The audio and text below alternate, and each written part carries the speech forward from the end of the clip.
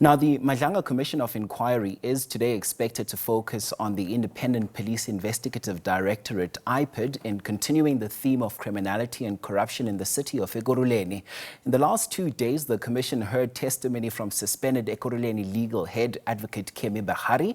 For more on this now, here's Canny Maphanga watching developments for us. So, Canny, good morning to you. The Commission continues this morning.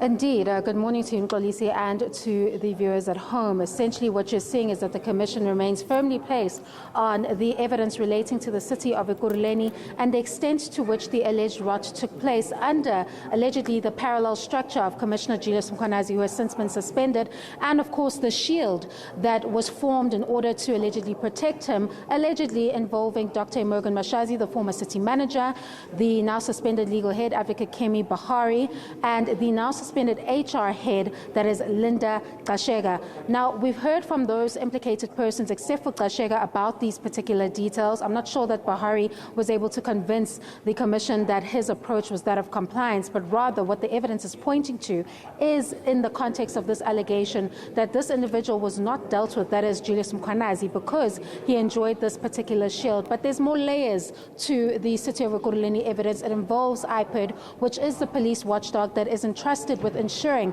that they root out these shadowy figures from the law enforcement agencies. There are two key investigations that IPID would have played a critical role in. That is the IPID report that recommended that Julius Mkhwanazi be recommended for further investigation, or rather to be charged by the city, which was flat out ignored. And then there's the Emmanuel Mbense murder case, which implicates Julius Mkhwanazi and those alleged irregular appointments he made in collaboration with private security firms and EMPD officials. So certainly a lot to answer by these IPID officials. If I quickly step out of frame and ask my colleague Kwazi Manzi to please show us the witness on the stand, that is one of the IPID officials being prepped just minutes before that testimony, and essentially we expect for him to deal quite largely with that IPID report, Mxolisi, that deals with the investigation into Julius Mkhwanazi, elaborating on the issues stemming from the blue light saga, which is where the vehicles of alleged cartel member Vusimuzi Cat Matlala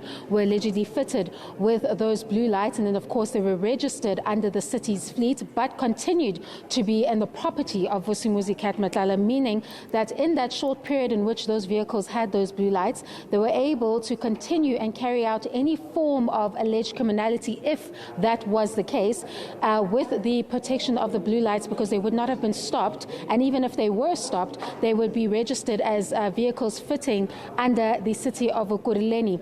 And the allegations further extend to the Emmanuel Mbense murder case. Now, that is a very critical murder case, because that is one that the interim report, that is the Madlanga Commission's interim report, makes a finding of prima facie wrongdoing on, and there are criminal investigations currently ongoing regarding to that particular murder case, and it implicates those alleged EMPD officials and, of course, at large, Julius Mkhwanazi, because Witness D testified before the Commission that it was Julius Mkhwanazi who allegedly instructed him to dump the body in a river. So you're seeing an incident where it was under the guise of a legitimate operation. Irregular private security firms were roped in allegedly to assist with that.